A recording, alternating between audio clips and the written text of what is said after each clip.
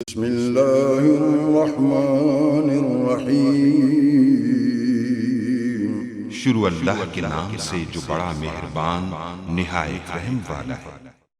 अस्सलाम वालेकुम गाइस। इस स्टोरी में हम डिस्कस करेंगे strategies for enterprise architecture implementation वगैरह के बारे में और इसके सब हेडिंग। तो इससे पहले वाला ट्यूटोरियल में हम एवोल्यूशन और सिस्टम डेवलपमेंट मेथोडोलॉजी वगैरह क्या थी इसी स्लाइड में हम जो डिस्कस कर चुके।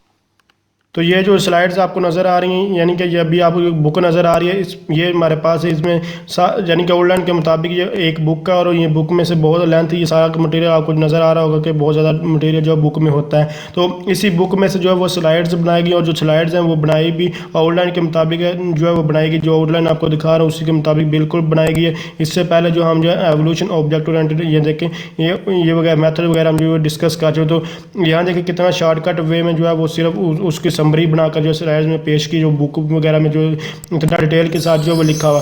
अब अगर तो आप जो है वो डिटेल के साथ खुद से पढ़ना चाहते हो तो आप बुक जो है, क्योंकि ये सारी थ्योरी या कोई और मैथमेटिकल कोई चीज़ तो है नहीं जिसमें इसमें जो मैं आपको समझाऊं, फिर भी सिर्फ मैं आपको आइडिया दूंगा कि ये चीज़ बेसिकली है क्या, इसको कैसे जो है रीड आउट करना है, कैसे पढ़ना है, कैसे लिखना है, ये चीज़ें क्या होती हैं। बाकी डिटेल के साथ पढ़ना चाहते हो आपको बुक रीड करनी होगी। और जो अगर सिर्फ ओवरव्यू वगैरह फिर जानना चाहें तो वो मैं आपको बता देता हूँ पर इसका ओवरव्यू क्या है। बाकी आप इस स्लाइड में से खुद को रीड आउट इसको कर सकते हैं। इसके अलावा अगर बुक जो स्लाइड वगैरह सारी स्लाइड चाहिए आपको, सिर्फ इस लेक्चर की स्लाइड्स वगैरह जो भी चाहिए आप जस्ट कमेंट्स की आपको प्रोवाइड कर दी जाएगी। तो जस्ट ये देखिए हमारे पास जो strategy for enterprise architecture implementation यानी कि इसमें स्ट्रेटजी पहले लफ्ज़ क्या स्ट्रेटजी ऑलरेडी मैं बता चुका। स्ट्रेटजी मतलब हिकमत अमली, मतलब कि ऐसा कौन सी हिकमत अमली इख्तियार की जाए इंटरप्राइज आर्किटेक्चर को इम्प्लीमेंट करने के लिए, यानी कि ऐसा कौन सा मेथड इख्तियार किया जाए जो आर्किटेक्चर इंटरप्राइज आर्किटेक्चर के लिए कि वो हमारे लिए बेनिफिट्स हो, हमें उससे फ़ायदा मिले। तो उसके लिए जो मुख्तलिफ उन लोगों ने मुख्तलिफ जो है स्ट्रेटजी वगैरह जो है वो दी है। लेकिन जहाँ हमारे पास जो जजमैन जो था जॉन जजमैन, इसने जो है वो 3 स्ट्रेटजी जो है वो प्रोवाइड की। ये कहता है इन 3 स्ट्रेटजी का यूज़ करें, स्ट्रेटजी ए, स्ट्रेटजी बी और स्ट्रेटजी सी। स्ट्रेटजी ए जो है ये हमारे पास टॉप डाउन अप्रोच, मतलब ऊपर से नीचे जो है अप्रोच इसमें यूज़ होती है। स्ट्रेटजी बी में ये हमारे पास यानी इसमें कहा था ई ए का मतलब इंटरप्राइज आर्किटेक्चर जो ऊपर लिखा जो based on RIO business case. RIO क्या है, रिटर्न ऑन इन्वेस्टमेंट होता है। तो इसके बारे में सबके 1 बाय 1 देखेंगे। उसके बाद deliver progressive in 3 months incremental bills. अब इसका मतलब क्या है कि 3 यानी कि अगर वो हमारे पास इन तीनों में क्या डिफरेंस है वो पहले बताता हूँ, फिर आगे हम मूव ऑन करेंगे। मेन जो चीज़ें मैं आपको बताता चलता हूँ। तो इनमें स्ट्रेटजी ए में क्या है कि implementation top down approach. Rigorous detail का मतलब होता है कि हमारे पास यानी कि बामशक्कत, इसका रिग्रोरियस का लफ्सी मैंने देखा मतलब कि इसमें यहाँ ये है कि टॉप डाउन अप्रोच को ऊपर से नीचे, यानी कि जैसे ये एरो है ऊपर से नीचे इस तरह, यानी कि हमें हर एक स्टेप को हर एक चीज़ को इसमें फॉलो करना पड़ता है। जो टॉप डाउन अप्रोच होती है कोई भी हम स्टेप इसमें मिस नहीं कर सकते और हर एक स्टेप को स्टेप बाय स्टेप हमें फॉलो करना पड़ता है। अब देखिए इसके फ़ायदे क्या हैं। इसका फ़ायदा ये है जब हम ऊपर से नीचे हर एक स्टेप को फॉलो करते हुए जा रहे हैं, हर एक स्टेप को हर एक स्टेप को जब फॉलो किया जा रहा है तो कोई भी चीज़ उसमें मिस नहीं हो रही, हर एक चीज़ इंक्लूड हो रही है। लेकिन इसका डिसएडवांटेज ये है कि इसमें टाइम बहुत ज़्यादा हमारा जो है वो कंज्यूम हो रहा है। और दूसरी जो हमारे पास यानी कि अगर एक ने वर्क स्टेप 1 है, स्टेप 2, स्टेप 3, अब तब तक स्टेप 2, 3, 4, 5, 6 वर्क नहीं कर जब तक स्टेप 1 यानी कि स्टेप 2 वर्क करने के लिए स्टेप 1 का वर्क यानी कि उस पर वर्क होना ज़रूरी है। स्टेप 3 के लिए 2 के लिए इस तरह पिछले जो स्टेप वाला कंप्लीट होना चाहिए। जैसे कि मैं आपको फिर रिपीट यानी कि स्टेप 1 है अगर कंप्लीट नहीं होगा तो हम स्टेप 2 पे नहीं जा सकते, स्टेप 2 नहीं कंप्लीट हम स्टेप 3 पर मूव ऑन नहीं कर सकते। इसमें ये इशू आता है। लेकिन इसका फ़ायदा ये होता है कि इसमें हर एक चीज़ को जो इम्प्लीमेंट ईजिली, हर एक चीज़ फ्यूचर ऑब्जेक्टिव वगैरह क्या क्या सारी चीज़ें जो इंक्लूड होती हैं, सारी चीज़ें इसमें जो हमारे पास बेनिफिट्स हमें मिलता है इन सारी चीज़ों को कि हर एक एंगल से हर एक प्रॉस्पेक्टिव से सारी चीज़ों को वो देख लेते हैं हम।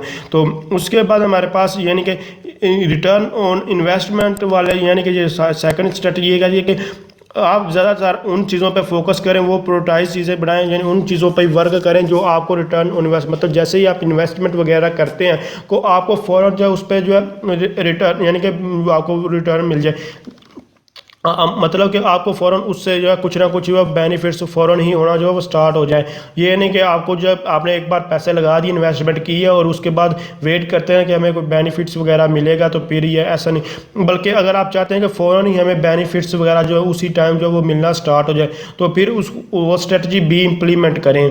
क्योंकि देखिए अब इसमें इशू क्या आता है, रिटर्न सब हर एक बंदा यही चाहता है कि जैसे ही वो इन्वेस्टमेंट करे और उसको रिटर्न मिलना शुरू हो जाए। लेकिन इसमें प्रॉब्लम्स क्या, इसमें प्रॉब्लम्स ये आती है कि देखिए अगर आपके पास पैसे कम है एक तो चीज़ है, ठीक है, ये इस सोल्यूशन को भी लेता है, लेकिन ये हर एक स्टेप को तो फॉलो नहीं करता। ये तो सिर्फ ये इस बात पे बात करता है कि रिटर्न ऑन इन्वेस्ट, मतलब कि रिटर्न ऑन, अगर इन्वेस्टमेंट उन ही फैक्टर्स के ऊपर फोकस किया जाए जो फ़ौरन हमें जो है इन्वेस्टमेंट अगर हमने किया तो फ़ौरन हमें रिटर्न हमें फ़ौरन ही फ़ायदा जो पहुँचाना शुरू कर दे।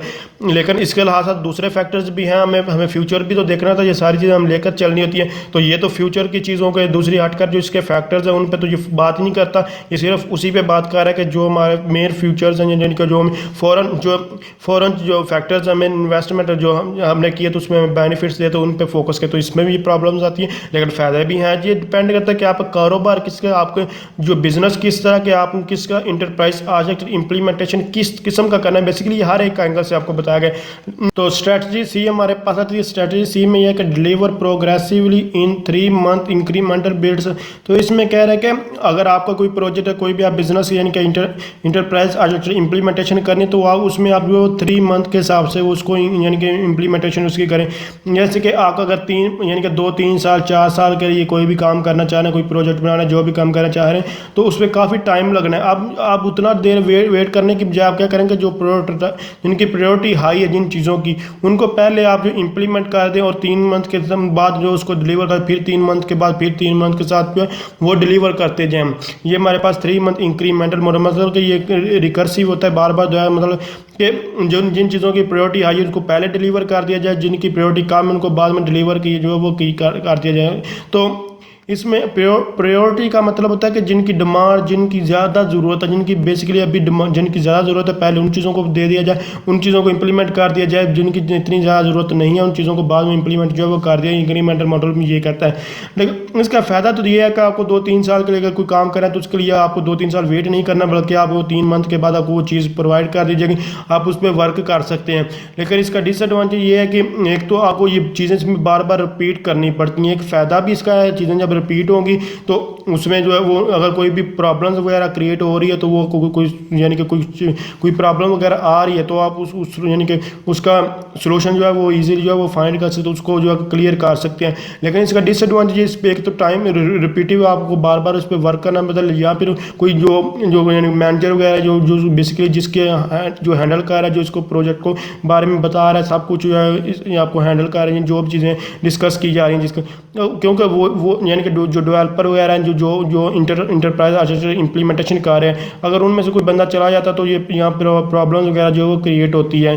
तो हर एक के अपने अपने फ़ायदे और हर एक के अपने अपने नुकसान हैं। तो इसलिए क्योंकि ऊपर वाले में क्या बजट वगैरह का इशू होता है, टाइम बहुत ज़्यादा इस पर जो लगता है, हर एक स्टेप को देखना पड़ता है। यहाँ सिर्फ क्या करना है, जो रिटर्न यानी कि रिटर्न ऑन इन्वेस्टमेंट वाले फैक्टर्स हैं उनको ज़्यादा प्रायोरिटी दी, उन पर ज़्यादा फोकस है, उनको पहले इंप्लीमेंट किया। यहाँ क्या है कि यहाँ हमारे पास जो ज़्यादा जिनकी प्रायोरिटी हाई होती है, जिन ज़्यादा चीज़ों को उनको इंप्लीमेंट कर दूसरा स्किप किया जाता है। तो हर एक अपने हिसाब से आपको किस तरह का बजट है, किस तरह की चीज़ बनानी है, कौन सी किस तरह का प्रोजेक्ट है, यानी कि इंटरप्राइज आर्किटेक्चर इंप्लीमेंट किस ऑर्गेनाइजेशन पे, यानी कि कौन सी ऑर्गेनाइजेशन है, किस किस्म का उसमें कारोबार किया जाए, क्या चीज़ है, वो देख कर उस हिसाब से इसको इम्प्लीमेंट किया जाता है। बेसिकली ये तीनों चीज़ें, बाकी हर एक के अपने बेनिफिट्स, हर एक के अपने जो है फ़ायदा, यानी कि ये देखी जा रही ये स्लाइड्स वगैरह वो उसी बुक में से सिर्फ शार्ट करके जो है वो उठाई गई हैं, तो और आउटलाइन के मुताबिक बनाई है। तो अब आपको ये मेन जो हमारे पास इसके मुताबिक जितनी ये तीनों जो इम्प्लीमेंट्स, यानी कि तीनों आपको जो टेबल दिखाई दे रहा है इसके मुताबिक ये जो आपको नज़र आ रहा है तीनों इम्प्लीमेंट्स जो स्ट्रेटजी वो होती हैं। अब इनमें से कुछ चीज़ें जो टॉप डाउन अप्रोच होती है, यानी कि ये हमारे पास सबसे पहली अप्रोच है टॉप डाउन, जिनके तो इसमें सारी चीज़ें आपको लोग ये पढ़ सकते हैं। तो इसमें सबसे पहले पॉइंट्स वगैरह में क्या आता है, यानी कि स्ट्रेटजी फॉर ये हमारे पास टॉप डाउन अप्रोच यहाँ से स्टार्ट होती है। तो इसमें फर्स्ट पॉइंट यही कह रहा है कि survey the business mission, business cycles and organisation determine product services और रिसोर्सेज। तो इसमें यानी कि जो हमारे पास in row 1 cross all columns, तो इसमें रो 1 वगैरह ये देखें, ये हमारे पास ये कह रहा है कि यानी कि इसमें हमें ये स्ट्रेटजी इंप्लीमेंट करने के लिए कौन कौन सी चीज़ें देखनी है, what, how, where, who, when and why. तो इसका फ्यूचर क्या है, टाइम क्या है, यानी कि इसमें कौन कौन से लोग इंक्लूड होंगे, लोकेशन क्या है, कहाँ आप इंप्लीमेंट वगैरह कर, इसका फंक्शन क्या है, इसमें क्या क्या चीज़ें इंक्लूड होंगे और कौन कौन सा डाटा आप कौन कौन से रिसोर्स वगैरह जो वो यूज़ कर रहे हैं।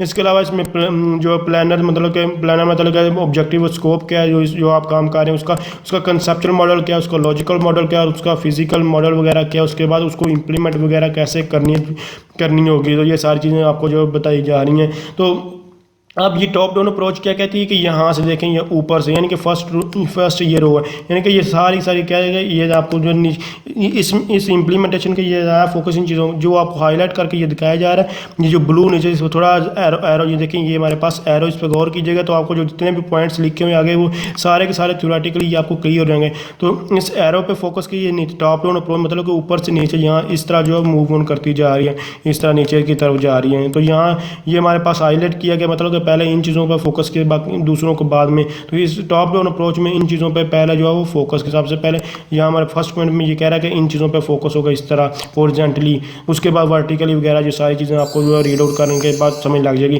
तो इसमें कह रहा है कि सबसे पहले सर्वे किया जाए, तो बिजनेस मिशन हमारा साइकिल्स वगैरह, ऑर्गेनाइजेशन डिटरमाइन प्रोडक्ट सर्विस वगैरह, ये सारी चीज़ें क्या मतलब कि पहले फोकस इस चीज़ पर पहले देखा, लिस्ट ऑफ थिंग्स कौन से, यानी कि इसके अलावा प्रोसेसेस कौन से होंगे, लोकेशन क्या होगी, ऑर्गेनाइजेशन स्ट्रक्चर क्या होगा, लिस्ट, इसके अलावा ये सारी की सारी हमारे पास चीज़ें इवेंट्स वगैरह होंगे और गोल्स ऑब्जेक्टिव वगैरह हमारे पास क्या होंगे। उसके बाद हमारे पास सेकंड पॉइंट्स वगैरह, यानी कि हमारा given employ resources life cycle analysis to define. तो इस सेकंड पॉइंट में जो एरिक्सन है, एरिक्सन कहता है कि यानी कि जो employ resource life cycle analysis to define process, मतलब कि ये प्रोसेस वगैरह के बारे में डिस्कस करता है। इसमें जो कॉलम 2 है उसकी रो 1 वगैरह देखेंगे तो आपको यानी कि ये हमारे पास ये देखें, ये हमारे पास कॉलम 2 है और इसकी ये हमारे पास जो है रो 1 है। तो इसमें ये हमारे पास यानी कि ये प्रोसेस वगैरह के ऊपर जो ये जो यहाँ जो है ये लुका है, इस प्रोसेस वगैरह का आपको फोकस करना होगा। दूसरे पॉइंट में ये कह रहा है, तीसरे पॉइंट में ये कह रहा है कि आपको जो कंसेप्चुअल डाटा मॉडल होता है उस पर जो है फोकस करना होगा। उसकी ये रो कॉलम आप इजीली इसको जो है वो जब एक बार इसको देख रीड आउट खुद से करेंगे तो आपको सारी चीज़ें क्लियर हो जाएंगी। बाकी मैं ओवरव्यू आपको दे रहा हूँ कि आपको समझ लगे कि ये चीज़ कहाँ और कौन सी है। उसके यानी कि कंसेप्चुअल मॉडल वगैरह के बारे में ये हमारे पास ये जो हाईलाइट किया इस चीज़ पे वो फोकस कर रहे हैं। जो जितनी भी ये ब्लू कलर के आपको जो है चीज़ें नज़र आ रही हैं कि रो 1 और उसके बाद उसके यानी कि high normalize data model at row 2, तो उसके बारे में ये आपको बता रहा हूँ। यानी कि उसके बाद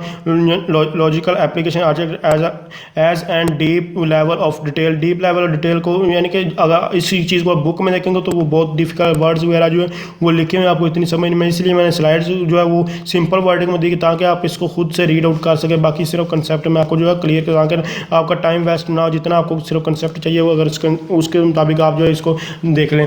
अगर मैं आपको फिर बता रहा हूँ, अगर एज अ टीचर आप जो है इसको डिस्कस करा जाए तो आप बुक को काइंडली रीड कीजिए। अगर स्टूडेंट है तो जस्ट मेरा जो आपको बता रहा हूँ इसको देखें और उसके बाद एक बार स्लाइड को रीड आउट करें तो सारी चीज़ें आपको क्लियर होगी। बाकी प्रेजेंटेशन वगैरह देनी, जो भी आपने काम करना है, हर एक बंदे का जो है डिफरेंट व्यूज़ होता है। इसलिए इस बुक की बेसिकली कहीं से कोई भी यानी कि कोई आपको स्लाइड्स वगैरह जो है आपको कोई भी ट्यूटोरियल वगैरह नहीं मिलेगा। इसलिए मैं कोशिश करूँगा पहले आपको ट्यूटोरियल प्रोवाइड करूँ, फिर आप कमेंट्स कीजिएगा किस तरह की आपको इन्फॉर्मेशन चाहिए ताकि मैं उस तरह की इन्फॉर्मेशन आपको डिलीवर कर पाऊँ। तो जस्ट यहाँ हमारे पास जो इस पॉइंट्स में यही है कि आपने क्या कर जो लॉजिकल एप्लीकेशन है वो देखनी होगी। उसके बाद लॉजिकल जब देख लेंगे आपके पास मुख्तलिफ यानी कि एडिक्शन जो है ये यहाँ एक ही चीज़ है, यानी कि सिल्वर का मतलब होता है चंक्स, टुकड़े वगैरह, यानी कि जो आपको हाईलाइट किया हुआ ब्लू वगैरह का वो लाइन जो नज़र आ रही है उसका ये बता रहा है। तो इसके कह रहे हैं वर्टिकल सिल्वर लाइन स्टार्ट होती है कि स्टार्टिंग इन कॉलम 2 और रो 3, इसको देखेंगे तो आपको पता चलेगा। आपको जो देखने वो करते हैं उसके बाद जो हमारे पास यानी कि सारे सेगमेंट्स वगैरह होते हैं इसको फिजिकल डिज़ाइन वगैरह में कन्वर्ट कर दिया और उसके बाद इसको इम्प्लीमेंट कर दिया जाता है ये सारी उसके बारे में। तो यहाँ तक हमारा ख़त्म हो जाता है। यानी कि यहाँ देखें ये सारी चीज़ों को गौर किया जाए तो आपको ये समझ लग जाएगी। ये देखें मैं आपको फिर बता रहा हूँ, ये हमारे पास यहाँ तक, यानी कि सबसे पहले ये ऑब्जेक्टिव प्लानिंग स्कोप किया, उसके बाद कंसेप्चुअल, उसके बाद लॉजिकल और फिजिकल के बाद यहाँ दोनों में फिर इंप्लीमेंटेशन वगैरह को वो देखा जा रहा है। और उसका सर्वर वगैरह का मतलब कि ये आपको देखने को मिलेंगे, ये आपको हाईलाइट करके ये दिखाया जा रहा है, यानी कि ये देखें उसके ऊपर ये लाइन्स वगैरह को देख सकते, मतलब चंक्स जो वो टुकड़े वगैरह जो इसको चीज़ को कहा जाता है, तो इसको कहते हैं यानी कि टॉप डाउन ऊपर से नीचे जो है मूव ऑन करते जा रहे हैं। तो इसके बेनिफिट्स आप इसको खुद रीड आउट कीजिए तो आपको सारे के सारे जो है क्लियर हो जाएंगे। मुझे इंशाल्लाह उम्मीद है कि आपको इसमें क्योंकि चीज़ कोई मुश्किल नहीं, आपको पहले भी ओवरव्यू दे चुका, बाकी डिटेल के साथ कोई भी चीज़ पढ़ना चाहते तो जस्ट आपको इसके लिए भी कमेंट्स जो है वो कर सकते हैं। तो ये इसमें प्रॉब्लम्स ये दिखाई जा रही है, ये प्रॉब्लम्स के तो आप स्ट्रेटजी हमारे पास भी आई, तो इसमें क्या है रिटर्न ऑन इन्वेस्टमेंट वाले जो फैक्टर्स हैं उन पर ज़्यादा आपको फोकस करना होगा, पहले उनको इंप्लीमेंट वगैरह जो है करना होगा। तो इसमें ये हमारे पास यानी कि इसमें बिजनेस केस आपको ऑलरेडी जो है पहले से इस्टेब्लिश किए होंगे, अगर आपको पहले नहीं हो तो ये हमारे पास इसका डिसीजन लेना ईजी नहीं होगा, इसलिए आपको पहले जो है बिजनेस केस जो है वो आपको इस्टेब्लिश जो है होना जो है वो ज़रूरी है इंटरप्राइज अप्रोच के लिए। तो इसमें हमारे पास अब आपको क्या करना होगा, इसमें जो है व्हाट के लिए इवन व्हाट और उसके बाद हाउ, हु और वाइफ, ये चीज़ें ज़्यादा फोकस करनी है। यानी कि सबसे पहले आपको ये यानी कि लिस्ट ऑफ थिंग्स, इसके अलावा यानी कि इसको कहते हैं कॉलम 1, ये हमारे पास कॉलम 2 है, इसको कहते हैं कॉलम हमारे पास कॉलम 4 और ये हमारे पास कॉलम 6 है। इसी तरह ये रो वाइज आप इसको तो आप ये इस साइड से देखेंगे तो ये रोज़ होती हैं। तो अब आपको क्या करना है यानी कि सबसे पहले आपको यानी कि लिस्ट ऑफ थिंग्स, उसके बाद ये फर्स्ट स्टेप में आपको ये देखना है लिस्ट ऑफ प्रोसेस वगैरह को देखना होगा, उसके बाद ऑर्गेनाइजेशन स्ट्रक्चर वगैरह क्या है इसको देखना है, और लिस्ट ऑफ गोल्स और ऑब्जेक्टिव, मतलब कि आपको गोल्स और ऑब्जेक्टिव वगैरह क्या है, फिर किस मकसद के लिए इस चीज़ का यूज़ करें ये देखने होगा फर्स्ट स्टेप वगैरह में। उसके बाद ये मज़ीद ऐसे ये नीचे की तरफ मूव ऑन कर रहा है, इस एरो का मतलब है मर्ज करना, मतलब कि इनको पहले इस पे मूव ऑन करना, इनको क्या करना, फिर यहाँ से यहाँ मूव कर देना, फिर यहाँ से यहाँ मूव कर, ये आप नीचे सारी थ्योरी लिखे आप इसको रीड आउट करेंगे समझ लग जाएगी। उसके बाद फंक्शन वगैरह या एक्टिविटी मॉडल वगैरह की तरह मूव ऑन कर देते हैं। तो अब हमारे पास ये फर्स्ट पॉइंट में देखें, यही वही कॉलम 1, कॉलम 2, कॉलम 4 और कॉलम 6 के बारे में, और उसका फर्स्ट पॉइंट के बारे में ही बता रहा है। ये ऊपर वाला जो फर्स्ट पॉइंट है यानी कि ये ऊपर वाला ये इसके फर्स्ट रो के बारे में बता रहा है। तो इसमें जो सिर्फ 2 का ये कॉलम 2 यानी कि इस पर फोकस करना है। उसके बाद लिस्ट ऑफ प्रोसेस, इस चीज़ को लोकेशन के वगैरह को फोकस नहीं ये कह रहा है रिटर्न वाला। उसके बाद लिस्ट ऑफ ऑब्जेक्टिव गोल्स वगैरह के बारे में कह रहा है। तो इसके उसके बाद रिलेशनशिप बिटवीन दैम मैट्रिक्स, मतलब उनके दरमियान कैसे रिलेशनशिप वगैरह। सेकंड पॉइंट में ये कह रहा है लिस्ट ऑफ यानी कि थिंग्स, लिस्ट ऑफ प्रोसेसेस वगैरह, ऑर्गेनाइज स्ट्रक्चर, इनमें आपस में लिंक वगैरह जो है वो कैसे करें इसको थोड़ा रीड आउट कीजिएगा। Evaluate legacy application, legacy application यानी कि आपको रूल्स और रेगुलेशन वाली एप्लीकेशन जो होती है उसको लेगेसी एप्लीकेशन वगैरह का नाम है, यानी कि जिसमें रिस्ट्रिक्शन वगैरह होती है, रिस्ट्रिक्शन वगैरह यानी कि इसको फॉलो अप करना, तो ये इसमें वो आता है। तो इसमें बॉटम ऑफ कॉलम 2 वगैरह आपको जो है वो देखना होगा। उसके बाद हमारे पास overlay management values to determine priorities कह रहे थे, प्रायोरिटी अभी आपको बता देंगे जो चीज़ें ज़्यादा आपको important identify major system in activities, और उसके बाद develop a business for proceeding character, इसको सारे को रीड आउट कीजिएगा। उसको जो आपको चीज़ें बता चुका हूँ तो आपको सारी जो है वही ऊपर जो डायग्राम दिखाई देगी वही सारी चीज़ें जो इसमें जो इम्प्लीमेंट वगैरह जो है वो करेंगे। उसके बाद अप्रोच शेयरिंग वगैरह जो मेथोडोलॉजी बताई जा रही है, और उसके comment resources and executive resources वगैरह होते हैं जो आपने चीज़ें इस्तेमाल करनी होती हैं। उसके बाद बेनिफिट्स वगैरह क्या है आपको ये इसको रीड आउट जस्ट एक बार कीजिए तो आपको सारी चीज़ें क्लियर हो जाएंगी। तो स्ट्रेटजी सी हमारे पास यानी कि 3 मंथ बाद आपको जो बताया था आपको जो सारी चीज़ें जो वो डिलीवर करनी होगी। तो इसमें जो ज़्यादा प्रायोरिटी वाली चीज़ें उन पर ज़्यादा आपको फोकस करना होगा। प्रायोरिटी वाली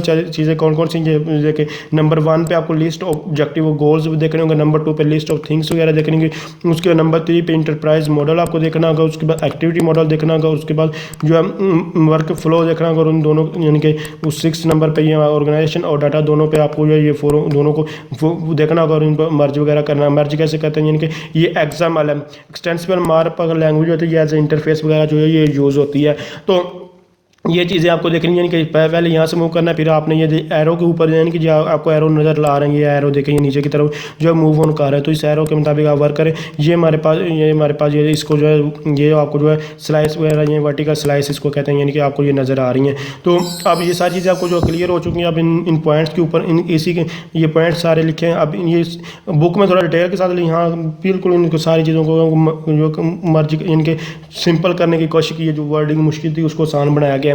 तो यानी कि इसमें हमारे पास ये सारी चीज़ें जस्ट आप इसको एक बार रीड आउट करेंगे तो मुझे उम्मीद है कि आपको सारी चीज़ें जो वो क्लियर जो हो जाएंगी। बाकी यानी कि ये मैं सिमेंटिक मॉडल को हम जो स्ट्रेटजिक मॉडल भी के नाम से भी जाना जाता है।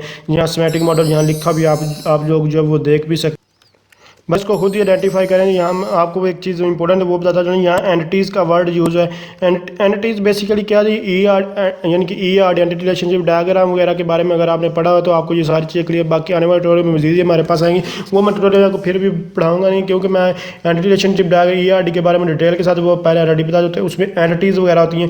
एंटिटी यानी कि एंटिटी कोई भी चीज़ हो सकती है, जैसे कि कार है, पर्सन है, कोई भी चीज़ है तो उस चीज़ को कहते हैं एंटिटीज़ है। तो ये हमारे पास यानी कि ये कह रहा है कि ये हमारे पास जो बिल्ट इंटरप्राइज वाइड जो है सिमेट्रिक मॉडल होता है, उसमें कितनी यानी कि 150 लेकर 200 तक एंटिटी जो है होती हैं। कॉलम 1 रो 2 ऊपर वो जो है उस डायग्राम में देखेंगे तो आपको ये क्लियर है। तो इसमें इतनी एंटिटी जो है वो सारी इंक्लूड होती हैं। तो एंटिटीज़ क्या होती है मैं आपको बता चुका हूँ। ये कोई पर्सन हो सकता है, कोई भी चीज़ जो है वो सिस्टम हो सकता है, कोई भी चीज़ जो हमारे पास इंक्लूड होती है तो वो हमारे पास एंटिटीज़ होती है जो किसी भी चीज़ को यानी कि एंटिटी उस चीज़ को कहा जिसके एट्रीब्यूट्स होते हैं, कोई ना कोई जिसकी खसूसियत होती हैं। जैसे कि इंसान है, अब इंसान का कोई रंग होगा, कोई उसका नाम होगा, कोई उसका कलर होगा, कोई यानी कि उसका कोई मुख्तलिफ उसकी यानी कि किसी भी इंसान के यानी कि उसके हाथ होंगे, उसके पाँव जो भी हैं, ये सारे यानी कि उसकी खसूसियात कुछ ना कुछ तो हैं ही। उसको यानी कि उसका शनाख्ती कार्ड, उसका आईडी कार्ड नंबर होता है, ये सारी चीज़ें क्या इंसान से रिलेटेड होती हैं। तो ये इंसान एक एंटिटी है। इस तरह ये मुख्तलिफ हमारे पास एंटिटी कार आपको जैसे एक बता रहा हूँ कि एक एंटिटी है।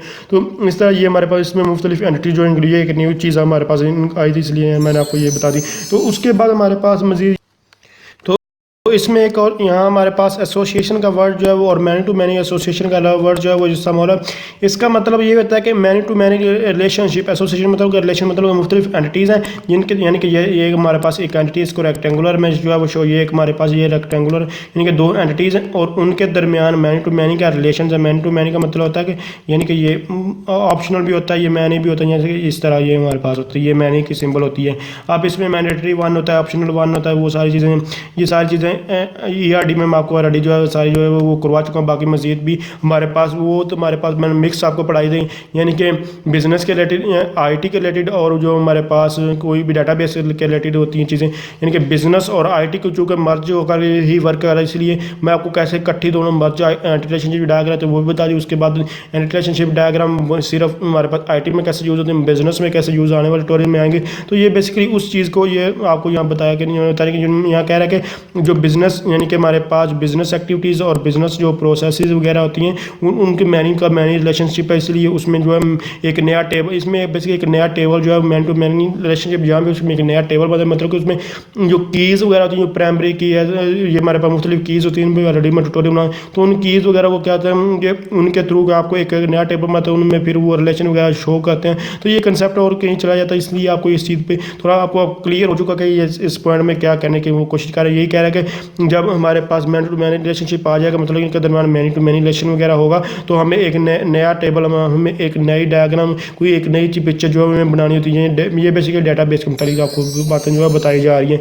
तो उसके बाद हमारे पास XML क्या आ जाता है, वेब सर्विसेज आ जाती हैं। इसके अलावा सोवा सर्विसेज वगैरह, यानी कि ये हमारे पास वेब सर्विस यानी एक्सटेंसिबल मार्कअप लैंग्वेज वगैरह, यानी कि HTML वगैरह क्या आती हैं सारी चीज़ें, यानी कि सोया सर्विसेज वगैरह क्या आती हैं, वेब सर्विसेज। ये क्लाउड कंप्यूटिंग का सब्जेक्ट है, उसमें मैं आपको सीरीज क्लाउड कंप्यूटिंग के सब्जेक्ट की जो सीरीज़ है उसमें डिटेल के साथ शॉर्ट क्वेश्चन के तौर पर भी इनमें क्या डिफरेंस वगैरह है और डिटेल के साथ भी इन पे ऊपर जो है वो ट्यूटोरियल जो है वो बना चुका। अगर आप उसको देखना चाहते हो वो वाली सीरीज़ देख सकते हैं। इसके अलावा ये डेटाबेस डेफिनेशन लैंग्वेज के बारे में DDL के बारे में बताइए, इसको भी मैं डेटाबेस मैनेजमेंट सिस्टम में यानी और इसके सर्वर 2014 के ऊपर जो है इसकी क्यूरीज वगैरह जो इंप्लीमेंट करके जो बता दें DDL वगैरह क्या होती है, इसके ये सारी क्या होती है, यानी कि ऑटोमेटिकली यहाँ हमारे पास इसका कोड जो है वो इसका फ़ायदा ये होता है कि वो हमारे पास जनरेट हो जाता है। तो इस ये आप सारी चीज़ें लादा से ये कंसेप्ट यानी कि यहाँ डेटाबेस का कंसेप्ट, यहाँ हमारे पास API एप्लीकेशन इंटरफेस है, यानी कि API हमारे एप्लीकेशन प्रोग्राम इंटरफेस, यानी कि मुख्तलिफ एप्लीकेशन के दरमियान कैसे कम्युनिकेशन वगैरह करवानी है, वो सारी चीज़ें इसमें,